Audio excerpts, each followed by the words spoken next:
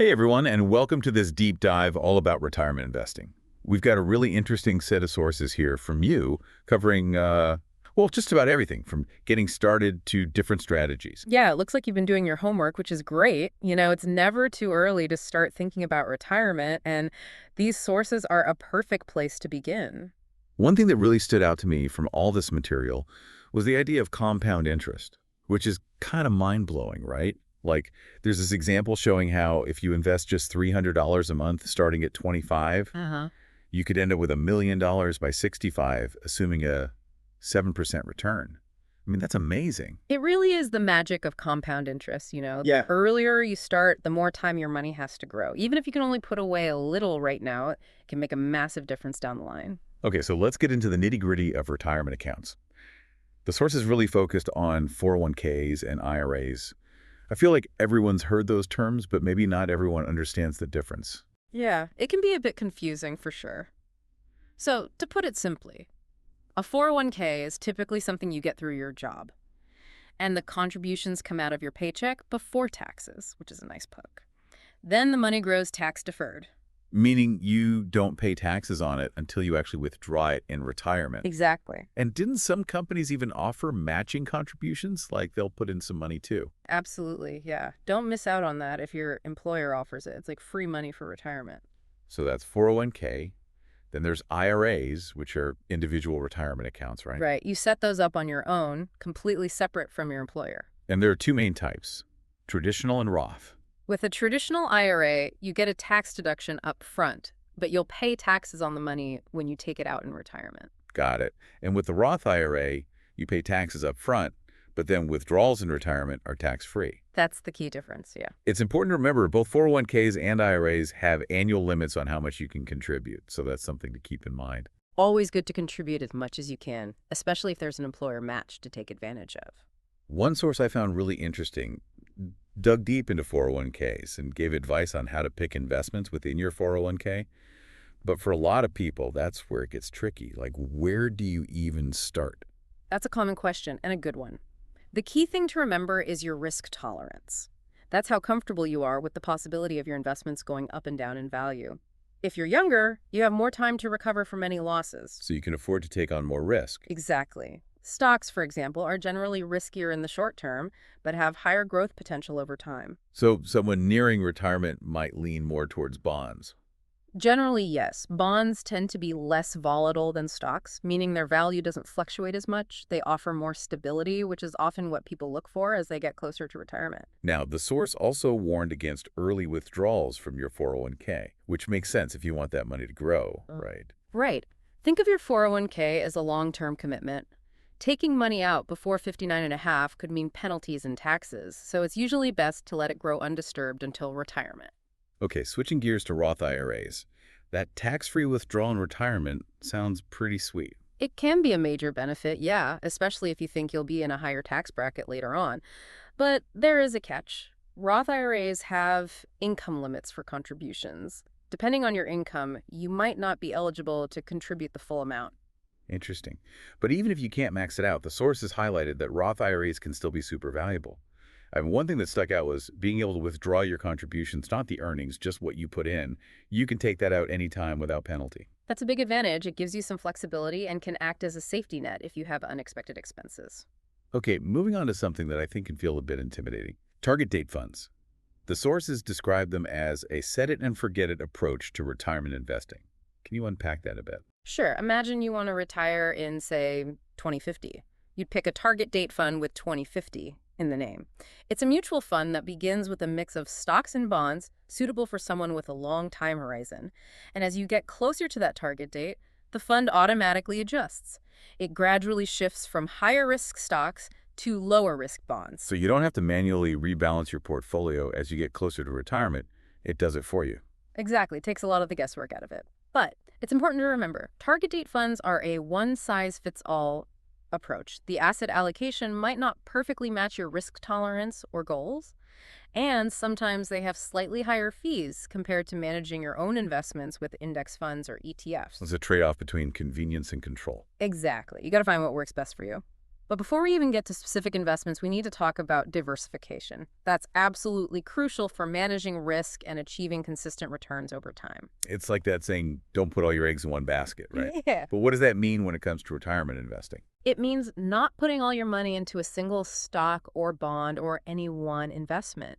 You want to spread your investments across different asset classes, things like stocks, bonds, maybe even real estate or commodities. And one source had some really good advice, suggesting that even within stocks, you can diversify further. You can invest in different industries, different size companies, even companies in different geographic locations. Right. And you can do the same with bonds.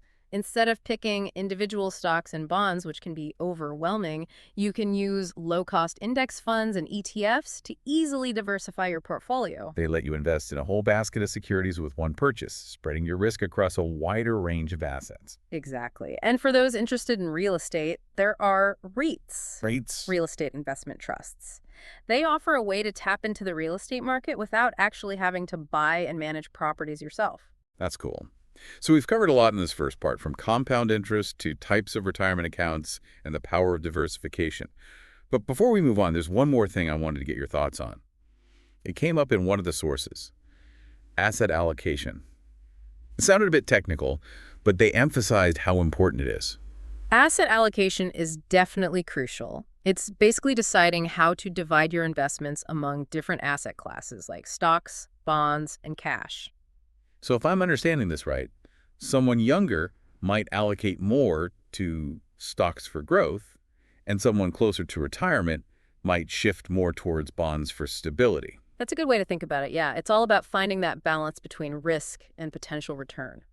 Okay, so it sounds like we're just getting started. Welcome back. We're diving deeper into retirement investing. So last time we were talking about asset allocation, finding that sweet spot between stocks, bonds, and everything else, making sure your portfolio aligns with your retirement goals. Exactly. It's like adjusting your thermostat, right? Right. Finding that perfect temperature for your investments. Love that analogy.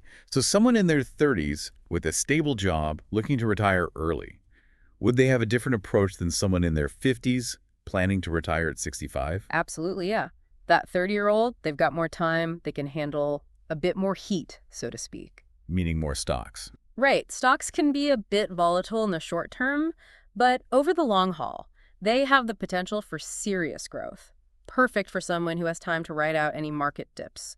Makes sense. Yeah, But that person in their 50s, they might want to turn down the heat a bit. exactly. As you approach retirement, you generally want to dial it back. Maybe decrease exposure to stocks and bump up the bonds. Bonds being a bit more stable. Right. They offer more peace of mind as you get closer to actually needing that money. This reminds me of what we talked about before with diversification. It's not just about stocks and bonds, though, right? It goes deeper than that. Absolutely. Diversification is about spreading your risk as much as possible. Within each asset class, there are tons of ways to do that. Take stocks, for example. You wouldn't want all your money tied up in just one company, would you? So even if you think you've found the next big thing, Right. What if something happens to that company? You'd be in trouble. To really diversify within stocks, you want to invest in different industries. like tech, healthcare, consumer goods, that sort of thing. Exactly. That way, even if one industry takes a hit, your whole portfolio doesn't go down with it. Okay, starting to get the picture here. But how do you actually choose all these different stocks? Sounds like a lot of work. That's where index funds and ETFs come in. They're like diversification superheroes. Instead of picking individual stocks, which can be a headache, you can buy a single index fund or ETF that tracks a specific market or sector. Can you give an example? Sure. Say you want to invest in the S&P 500, which is basically a collection of 500 of the largest U.S. companies. You can buy an S&P 500 index fund or ETF. With just one purchase, boom, you're invested in all those companies. That sounds a lot easier than researching hundreds of individual stocks. Exactly. And you can do the same with bonds. Diversify across different types of bonds, maturities, all with the help of bond index funds and ETFs. This is making a lot more sense. But there's another piece of the puzzle we haven't talked about: risk management. I know it's important, but I'm not sure what it actually means in practice. Basically, risk management is all about understanding and minimizing the potential for losses in your investments. It's about protecting your money from things that could hurt its value. Like a sudden market crash. Exactly. But there are other risks too, like inflation, changes in interest rates, even global events can impact your investments. So how do you actually manage these risks? Is diversification the key? It's a huge part of it, yeah. Spreading your investments across different asset classes, industries, even different countries, that helps reduce your exposure to any single event that could cause a big loss. Back to that eggs in one basket idea. Exactly. But risk management goes beyond just diversification. It's also about setting realistic expectations, not expecting to get rich quickly. It's about knowing yourself, knowing how much risk you could handle, and staying informed, keeping up with what's happening in the markets. So doing your homework, not just burying your head in the sand. Right. And having a solid plan. Think of it as your roadmap to retirement. Okay, but this is a lot to keep track of. Any advice for people who might be feeling overwhelmed? First of all, remember, you don't have to do this alone. A financial advisor can be a huge help. They can assess your situation, help you create a plan, and guide you through the process of choosing investments. So it's like having a personal coach for your money. Exactly. They provide expertise, answer questions, and help you make informed decisions. And remember, it's okay to start small. You don't have to invest a ton of money right away. So even if someone can only contribute a little each month, it's still worth it. Absolutely. Remember the magic of compound interest. Even small, consistent contributions can really add up over time. The most important thing is to start and to keep at it. That's great advice. This has been so helpful. I'm feeling a lot more confident about investing now. But there's one thing we haven't touched on yet, the psychological side of investing. I mean, it's easy to get caught up in the hype when things are going well. But how do you stay calm and make good decisions when things take a downturn? That's a great point. It's something we'll explore in the next part of our deep dive. We'll talk about staying disciplined, avoiding emotional decisions, and maintaining a long-term perspective, even when the market throws you a curveball. Looking forward to it. We're back for the final part of our deep dive into retirement investing. We've covered a lot, from picking the right accounts to building a diversified portfolio, even managing those tricky risks.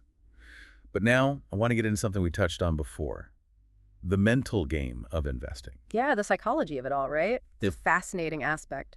Totally. Investing is as much about understanding your own mind as it is understanding the market.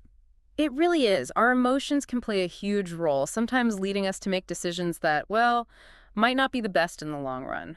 I know I've been there, tempted to do something rash based on fear or just getting too excited. Like when the market takes a dive and you just want to sell everything before it all disappears. That's what we call emotional investing. It's a trap we all need to watch out for. When fear takes over, we tend to sell low, locking in those losses when we could have potentially bounced back. So how do we avoid that? I know the sources talked about having a plan and sticking to it, but that's easier said than done when you're feeling panicky. It definitely takes discipline, yeah, and a long-term perspective. When you have a solid plan, one that aligns with your goals, your risk tolerance, your time horizon, you're less likely to be swayed by those short-term ups and downs. It's like having a roadmap for your investments so you don't get lost when things get a little bumpy. Exactly. That plan keeps you focused on your destination. A comfortable, financially secure retirement, even with a few detours along the way. One of the best ways to stay grounded is to remind yourself that retirement investing is a marathon, not a sprint.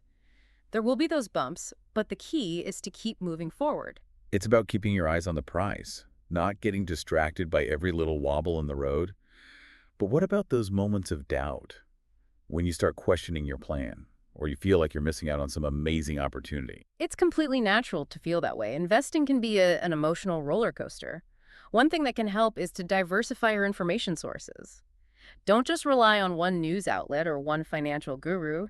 Get a variety of perspectives. Do your own research before making any big decisions. So do your homework. Don't just blindly follow the crowd. Exactly. It's also crucial to be aware of your own biases. We all have them, and they can sneakily affect how we invest. Like what? Can you give me an example of a common investing bias? Sure. One is confirmation bias, where we look for information that supports what we already believe, even if it's not totally accurate. So if I'm convinced a certain stock is going to take off, I might only pay attention to the news that says it will, ignoring anything that says it won't. Exactly. And that can lead to some bad choices. Another common one is loss aversion, where the pain of losing money feels stronger than the pleasure of gaining the same amount. So we might hang on to losing investments for too long, hoping they'll turn around, even when it makes more sense to just move on. Classic loss aversion. Understanding these biases can help us make more rational decisions. And don't forget, It's okay to ask for help. If you're feeling lost or unsure, talk to a financial advisor. They can provide that objective perspective. A financial advisor can be like a guide in this sometimes confusing world of investing. Exactly. They can help you navigate all the complexities. So as we wrap up this deep dive, what are the key things you hope our listener takes away from all this? Well, I hope they remember that retirement investing is a journey. There will be challenges along the way, but with a good understanding of the basics, a solid plan, and a focus on those long-term goals, you can achieve financial security in retirement. That peace of mind is priceless. I love that. And any final words of wisdom on that mental game of investing we talked about? Absolutely. Be patient, be disciplined, and don't let those emotions take the wheel. Stay informed, do your research, and don't be afraid to seek out expert guidance when you need it. Every step you take, even if it seems small, is a step towards a brighter financial future. I couldn't have said it better myself. Thanks for joining us on this deep dive into retirement investing. We hope you found it informative, even a bit empowering. Remember, the best investment is always in yourself and your future. Happy investing, everyone.